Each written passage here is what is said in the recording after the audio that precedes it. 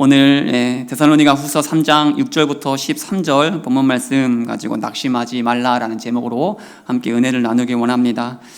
지난주에 말씀을 준비하면서 한 권의 책을 읽게 되었습니다. 일과 영성이라는 팀 켈러 목사님이 쓴 책을 읽게 되었는데, 이 책을 보면 니글의 이파리라는 제목의 짧은 소설의 내용을 소개합니다. 니글의 이파리. 책에서 인용한 그 소설의 내용을 짧아서 제가 한번 그대로 읽어드리겠습니다. 소설의 주인공 니글이라는 이름은 니글은 화가입니다. 그에게는 꼭 그리고 싶은 그림 하나가 있었습니다. 그것은 큰 나무 한 그루였습니다. 그는 이파리 하나에서 시작하여 나무 한 그루 전체의 이미지를 늘 마음에 품고 살았습니다. 하지만 좀처럼 진도가 나가지 않았습니다. 이유는 두 가지였습니다. 하나는 나무보다 이파리 하나에 더 공을 들였기 때문입니다. 이파리 하나를 그리는데 지나치리만큼 오랜 시간과 노력을 쏟아 부었습니다. 그러다 보니 커다란 캔버스의 상당 부분은 비어 있었습니다.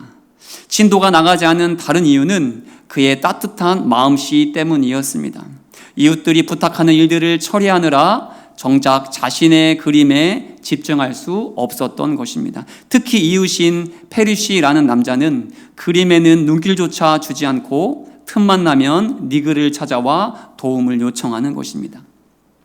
그렇게 시간이 흐르던 어느 날 니글은 자신의 생이 얼마 남지 않았다는 것을 깨닫습니다. 그럼에도 니글은 아픈 몸을 이끌고 어떻게든 그림을 완성하려고 버둥거리는데 결국 죽음의 사자가 그를 찾아오게 됩니다. 니글이 죽은 후 그가 그리던 그림은 잎사귀라는 이름으로 사람들의 눈길조차 닿지 않는 그 작은 마을 한 구석의 박물관에 오래도록 걸려 있었습니다. 그렇게 니글은 세상에서 잊혀졌고 그의 작품 또한 미완성으로 기껏해야 몇몇 사람들만 관심을 보이는 작품으로 남게 된 것입니다. 소설의 이 내용, 소설의 작가는 이 짧은 글을 통해서 자신을 포함하여 세상 대부분의 사람들이 바로 이 니글과 같은 삶을 살고 있다는 사실을 우리에게 알려줍니다. 세상에서 누구나 다 보란듯이 성공해서 영향력 있는 삶을 살기 원하지만, 그래서 원대한 꿈을 품고 나름 최선의 노력을 다하지만 정작 그 수고와 노력의 결과는 작은 이파리 하나 그리는 것, 그래서 너무나 초라한 현실을 대부분 맞이하게 된다라는 것이죠. 그래서 이러한 결과를 받아든 세상의 많은 니글들은, 많은 사람들은 과연 오늘 나의 수고가, 오늘 나의 노력이 무슨 의미가 있을까? 매일 나는 그렇게 헛수고만 하는 것은 아닌가라며 낙심 가운데에 좌절하는 삶을 살게 된다라는 겁니다. 더 나아가 이럴 바에 아예 모든 것을 포기하고 아무런 노력과 수고도 하지 않는 삶이 차라리 더 나은 것은 아닌가라는 생각도 하게 된다라는 것이죠. 그런데 이 정말로 니글이 그린 이 작은 이파리 하나가 헛수고일까요? 주어진 환경 속에서 나름 최선의 노력을 다한 이 소설 속 주인공 니글의 삶이 정말 아무 의미 없는 헛된 시간이었을까요? 우리도 그렇지 않습니까? 쉽게 달라지지 않는 현실을 보면서 지금의 수고와 노력을 아무 의미 없는 것으로 평가절하하는 경우를 자주 보게 되지 않습니까? 심지어 믿음 안에 사는 우리도 기도하고 예배하고 전도하고 봉사하고 또 말씀 열심히 보고 그렇게 그 누구보다 믿음 안에서 열심히 사는 우리조차도 전혀 달라지지 않는, 전혀 달라지지 않을 것 같은 오늘 우리의 상황을 보면서 그 모든 것이 아무 의미 없는 짓이었다면서 실망하고 좌절하고 낙심하는 경우를 자주 보지 않습니까? 그래서 믿음의 슬럼프를 겪게 되고 심지어 믿음의 길에서 떠나는 경우도 가끔씩 보지 않게 됩니까? 혹시 오늘 이 자리에도 이런 마음 가운데에 나오신 분 혹시 계시지 않습니까? 그런데 오늘 본문의 사도 바울도 이러한 위기를 겪고 있다라고 말씀을 전합니다. 과연 나의 수고가, 과연 나의 헌신이, 과연 나의 노력과 열심이 의미가 있는 것인가? 이 의문을 들 만한 일을 겪고 있다는 거죠. 우리가 잘 알다시피 사도 바울은 그 누구보다 복음을 열심히 전했습니다. 생명을 걸고 전도를 했습니다. 그 결과 가는 곳마다 믿음의 사람이 생겨났고 또 가는 곳곳마다 교회도 세워졌습니다. 그 중에 한 교회가 바로 지난주부터 살펴보고 있는 어떤 교회죠? 지금 말씀 잘 따라오고 계신지 여쭤보는 겁니다. 데살로니가 교회가 그 중에 한 교회였습니다. 지난주 살펴본 대로 데살로니가 교회는 사도 바울이 기대한 것 그 이상으로 너무 잘 성장하고 있었습니다. 또한 고난과 핍박 속에서도 믿음의 역사와 사랑의 수고와 소망의 인내로 그 믿음을 너무 잘 지키고 있었습니다. 하지만 그렇다고 데살로니가 교회가 완벽한 교회는 아니었습니다. 부족할 것이 없는 교회도 아니었습니다. 데살로니가 교회도 치명적인 문제를 하나 갖고 있었는데 그것은 뭐냐면 종말론을 잘못 이해해서 그 중에 게으르게 행하는 자들이 나타나기 시작했다는 겁니다. 나태한 자들이 생겨나기 시작했다는 거죠. 우리 본문 6절 말씀, 6절을 다 함께 한 목소리에 크게 봉독합니다. 6절입니다. 시작.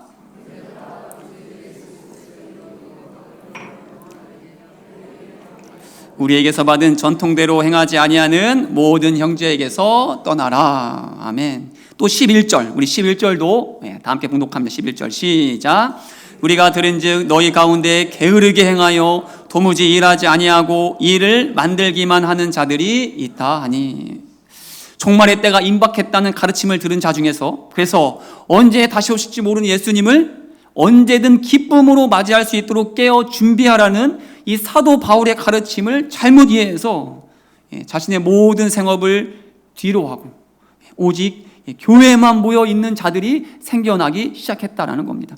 마치 이장림 목사에 의해서 세워진 다미성교회 혹시 기억나십니까?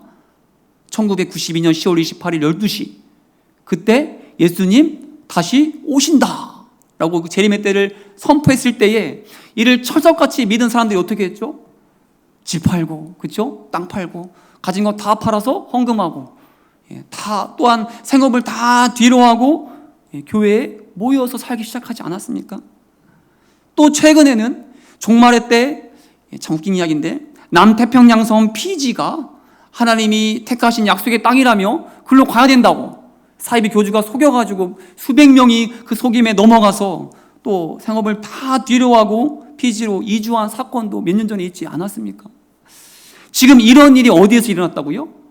데살로니가 교회에서 일어나기 시작했다는 겁니다. 모든 생업을 다 뒤로한 자들이 생겨나기 시작했다는 거죠. 그래서 사도 바울은 이미 데살로니가 교회를 향한 첫 번째 편지가 어떤 편지인지 혹시 아십니까? 데살로니가 전서를 통해서 한 차례 권면을 했습니다. 잘못된 종말론에 대해서 경계하며 그렇게 살면 안 된다라고 단단히 가르쳤습니다. 데살로니가 전서 5장 14절인데 우리 다 함께 한 목소리로 봉독합니다. 시작. 마음이 약한 자들을 격려하고 힘이 없는 자들을 붙들어주며 모든 사람에게 오래 참으라. 게으른 자들을 권계했습니다. 가르쳤습니다. 그러면 안 된다고. 그런데 어떻습니까? 고쳐졌습니까? 사도 바울의 공개를 들어 이들이 잘못된 길에서 돌이 켰습니까? 아니죠. 고쳐지기는커녕 이제는 대놓고 교회 안에서 빌부터 먹고 사는 자들이 더 많이 생겨나게 된 겁니다. 그래서 사도 바울은 다시 편지를 써서 그것도 편지를 마무리하는 중요한 시점에 다시 강조해서 강력히 가르치고 있는 겁니다. 강력히 경고하고 있는 겁니다. 오늘 우리가 봉독한 본문의 말씀이 바로 그 경고의 내용인 것이죠. 자, 한번 생각해 보십시오. 그러니 사도 바울이 오늘 본문의 편지를 쓰면서 심정이 어떠했겠습니까? 그 가슴이 얼마나 답답했겠습니까? 아무리 가르쳐도 전혀 달라지지 않는 이들의 모습을 보면서 사도 바울의 심정이 얼마나 낙심이 되었겠습니까? 심지어 사도 바울은 이들을 어떻게 가르쳤다고 말씀을 전합니까? 우리 8절 9절인데 우리 8절 9절도 우리 다 함께 한 목소리로 봉독합니다. 8절 9절 시작.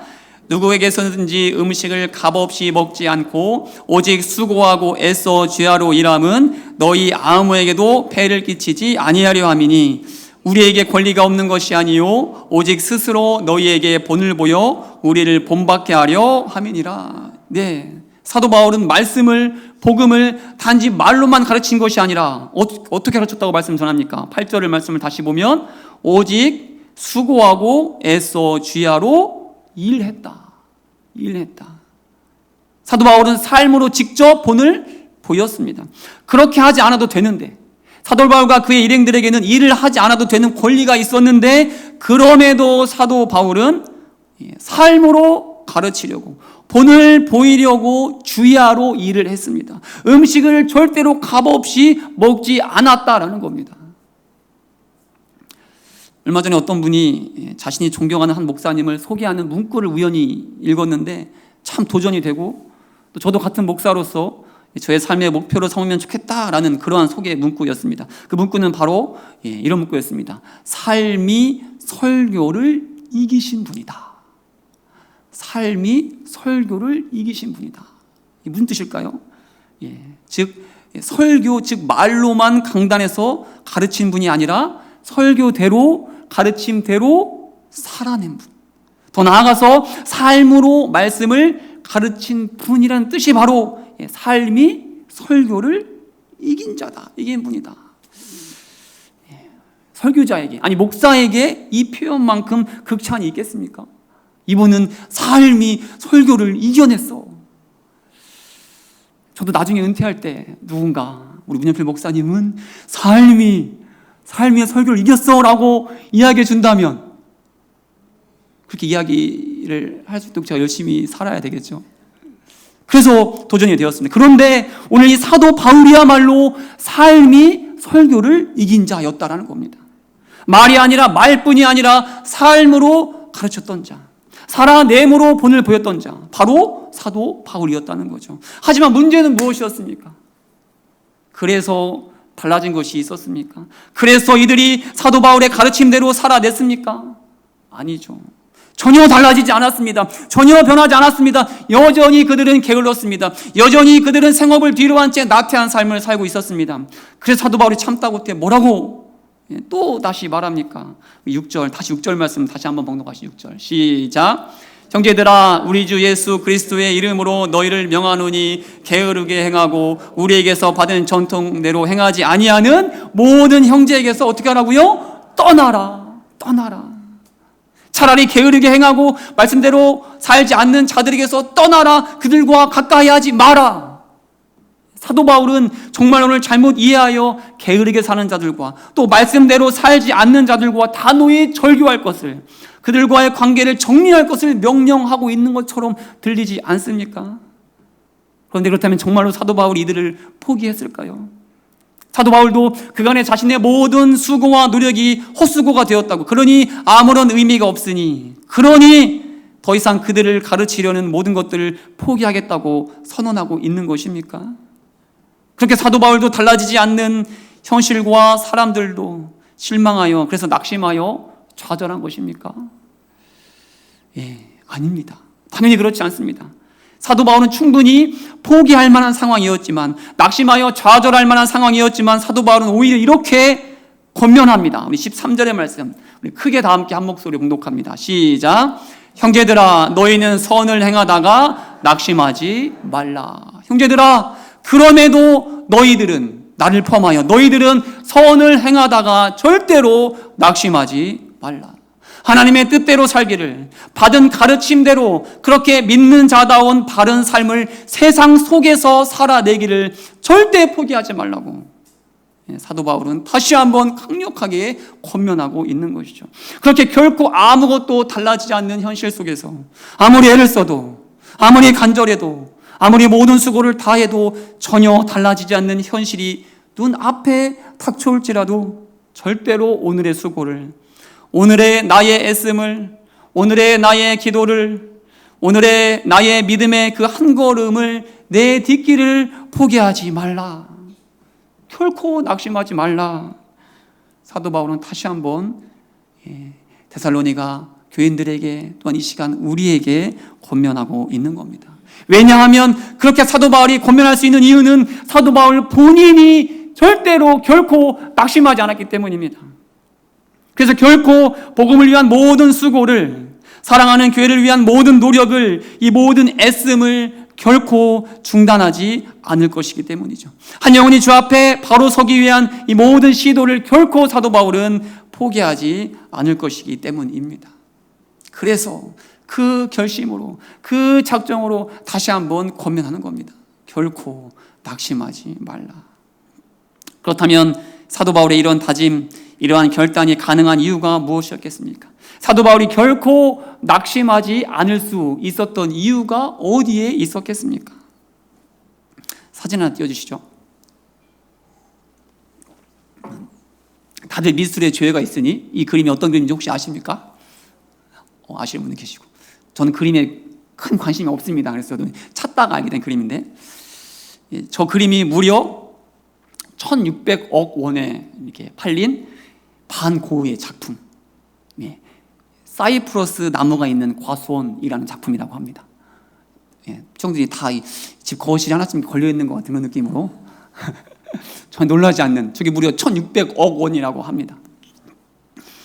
이 작품뿐만 아니라 고가에 팔린 반고흐의 작품 가격을 모두 합치면 대략 1조가 넘는다고 합니다. 1조가 넘을 만큼 그렇게 엄청난 가치를 갖고 있는데, 그런데 정작 반고흐 생전에는 이 그림이 몇 점 팔린 줄 아십니까? 살아있을 때 팔린 그림 몇 점? 팔리긴 팔렸을까요? 고작 한 점. 얼마에 팔렸을까요? 비싸게 팔렸겠죠? 당시 그 화폐 단위로 400프랑, 오늘날로 따지면 대략 150만 원에 팔렸다고 합니다. 150만 원에.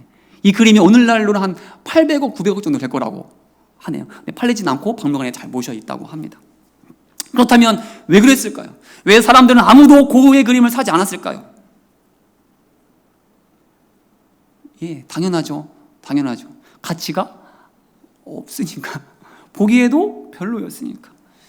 그가 나중에 이렇게 엄청난 화가로 인정받을 것이라고 생각한 사람이 아무도 없었으니까. 그를 인정해준 사람이 아무도 없었기 때문에 그랬겠죠. 아마 반고흐도 이런 상황 속에서 아무에게도 관심받지 못하는 이 그림, 아무도 사지 않는 이 그림을 그려서 뭐하나 라고 생각하면서 화가의 길을 가는 것을 포기하는 것이 더 낫지 않을까라는 생각을 했을 수도 있지 않겠습니까? 저라면 아마 그랬을 것 같아요. 그런데 만약 그랬다면 어떻게 되었겠습니까? 그래서 반고흐가 그림을 그리는 것을 중단했다면, 화가의 길을 가지 않았다면, 아무도 알아주지 않는다고, 아무도 그림을 사주지 않는다고 그 화가의 길을 포기했다면 어떻게 되었을까요? 저 엄청난 가치의 그림을 오늘 우리는 볼 수가 없었겠죠. 오늘날 우리가 반고흐의 그림을 보면서 감탄하는 일이 없었겠죠. 그렇다면 이 반고흐가 그럼에도 그림을 계속 그릴 수 있었던 이유가 어디에 있었을까요? 이 무의미해 보이는 짓을, 아무도 알아주지 않는 이 짓을 그럼에도 반고흐가 계속할 수 있었던 원동력이 어디에 있었을까요? 혹시 아시는 분 계십니까? 바로 반고흐의 4살 아래의 동생인 테오 덕분이었다라고 합니다. 아무도 형의 실력을 알아주지 않을 때에 그의 동생 테오만큼은 변함없이 형의 실력을 인정해 주었고, 또 형의 그림을 누구보다 좋아해 주었고, 뿐만 아니라 형이 계속 그림을 그릴 수 있도록 형의 생계까지도 도움을 주었다라고 합니다. 유일하게 팔린 그 그림 한 점도 이 테오의 주선으로, 테오의 지인이 살 수 있게끔 주선을 해줬다라고 합니다. 오늘 본문의 사도 바울도 마찬가지입니다. 당장의 수고가, 당장의 노력이 아무 의미 없어 보일지라도, 그래서 아무리 최선을 다해 가르치고 아무리 최선을 다해 복음을 전해도 전혀 달라지지 않는 사람들을 보면서, 전혀 달라지지 않는 현실을 보면서 포기하지 않고 낙심하지 않고 좌절하지 않을 수 있었던 이유, 아니 오히려 다른 사람들을 향해 선을 행하다가 낙심하지 말라고 오히려 강력히 권면할 수 있었던 이유는 바로 사도 바울에게도 그 한 사람이 있었기 때문입니다. 아니, 그 한 분이 계셨기 때문이죠. 누구시겠습니까? 우리가 다 알고 있는 그 한 분. 우리 갈라디아서 6장 9절의 말씀 다 함께 공독하시죠. 시작. 포기하지 아니하면 때가 이름에 거두리라. 아멘. 그렇습니다. 포기하지 않게 하시는 그 한 분, 낙심하지 않게 하시는 그 한 분, 바로 때가 이를 때에 반드시 거두게 하시는 그 하나님이 계셨기 때문이죠. 너무 뻔한 답입니까? 그렇습니다. 사도 바울은 때가 이를 때에 반드시 거두게 하시는 그 하나님을 굳게 믿었습니다. 오늘 눈물로 씨앗을 뿌리면 반드시 기쁨으로 열매를 거두게 하시는 그 하나님을 사도 바울은 굳게 믿었던 겁니다. 그래서 사도 바울은 그 어떠한 상황 속에서도 낙심하지 않았습니다. 오늘의 수고를 중단하지 않았습니다. 오늘 믿음의 한 걸음을 내딛기를 주저하지 않았던 겁니다. 그리고 믿음으로 이렇게 도전할 수 있었던 겁니다. 형제들아, 너희가 선을 행하다가 결코 낙심하지 말지니라. 결코 낙심하지 말지니라. 이 사도 바울의 권면에 아멘으로 화답하며 오늘을 사는 우리 모두가 될 수 있길 온마음 다해 축복합니다. 형제들아, 너희가 선을 행하다가 결코 낙심하지 말지니라. 결코 낙심하지 말지니라. 때가 이름에 거두게 하실 그 하나님을 경험하는 한 주간 되시기를 온마음 다해 축복합니다. 서두에 들려드렸던 그 소설 니글의 이파리라는, 기억나시죠? 벌써 까먹은 거 아니시죠? 비록 큰 나무 한 그루를 그리고 싶었고 그래서 그 나무를 늘 마음속에 품고 다녔지만 정작 니글은 겨우 이파리 하나만 그려놓고는 생을 마감하게 되었습니다. 그래서 그가 그린 그림 역시 잎사귀, 큰 나무를 그리고 싶었지만 그린 것은 고작 잎사귀 하나여서 그 작품의 제목도 잎사귀라는 제목으로 너무나 초라하게 남아야 했습니다. 그렇게 니글이라는 화가도 사람들의 기억에서 거의 잊혀지고 말았습니다. 그런데 이 짧은 소설은 그렇게 결론을 맺지 않습니다. 니글의 죽음으로, 니글의 초라함으로 끝맺음하지 않습니다. 이 소설은 니글의 죽음 후의 이야기를 전하는데 인용한 부분을 그대로 읽어드리겠습니다. 세상을 떠난 니글은 하늘나라의 높은 산들로 가는 열차에 태워졌습니다. 니글이 하늘나라 가장자리쯤 이르렀을 무렵 마치 상급처럼 무언가가 눈길을 사로잡았습니다. 니글은 얼른 그곳으로 달려갔습니다. 그것은 바로 그가 세상에서 완성하고자 했던 그림이었습니다. 비록 이파리 하나만을 그리고 죽음을 맞이했지만 하늘나라에서는 그 그림이 완성되어 있었던 것입니다. 그것도 실물로 말입니다. 니글은 나무를 바라보며 이렇게 외쳤습니다. 이것은 선물이야. 이것은 하나님이 나에게 주신 선물이야. 그렇습니다. 우리의 삶은, 이 땅에서의 우리의 삶과 모든 수고와 노력은 겨우 이파리 하나 정도일 수 있습니다. 우리가 기대하고 상상한 큰 나무에 비하면 너무나 초라해서, 그래서 세상의 모든 사람들이 아무도 알아주지 않을 뿐 아니라 우리의 존재 자체를 금세 잊을 수도 있습니다. 하지만 그럼에도 우리가 실망하거나 낙심하지 말아야 하는 것은 우리 하나님께서는 결코 우리의 수고와 노력을 잊지 않으신다라는 사실입니다. 오늘 우리가 걸어간 믿음의 한 걸음을 결코 외면하지 않으신다라는 사실입니다. 오히려 내가 그린 것이 비록 이파리 하나일지라도 우리 하나님께서는 거기서부터, 그 작은 이파리 하나에서부터 시작해서 웅장한 나무를, 거대한 나무를 그려내신다라는 사실입니다. 그리고 그 하나님께서 친히 그 그림을 완성해 내신다라는 사실이죠. 그런데 지금 우리가 해야 할 일이 무엇이겠습니까? 믿음으로 나에게 주어진 그 길을 걸어가는 것. 나의 삶의 자리에서 주어진 그 작은 일을 정성 다해 감당해 내는 것. 우리에게 주어진 모든 순간을 최선을 다해 살아내는 것. 또한 내가 하는 일이 고작 이파리 하나 그리는 것 같다고 마음 아파하거나 낙심하는 그 일을 하지 않는 것. 혹시 지금 나의 오늘이 너무나 작게만 느껴지십니까? 돌아봤을 때에 한 것이 아무것도 없는 것 같아서 너무 허무해 보이십니까? 그럴지라도 결코 주저앉지 마시기 바랍니다. 결코 포기하지 마시기 바랍니다. 왜냐하면 오늘 나의 하루가, 오늘 여러분의 하루가 하나님의 캔버스 안에 담겨있기 때문입니다. 그래서 하나님께서 우리의 작은 노력, 우리의 작은 수고, 믿음으로 행하는 우리의 모든 몸짓을 붓삼아, 물감 삼아, 반고의 그림과는 비교도 할 수 없을, 돈으로 살 수 없는, 아니 값어치를 따질 수 없는 놀라운 작품을 그려내실 것이기 때문입니다.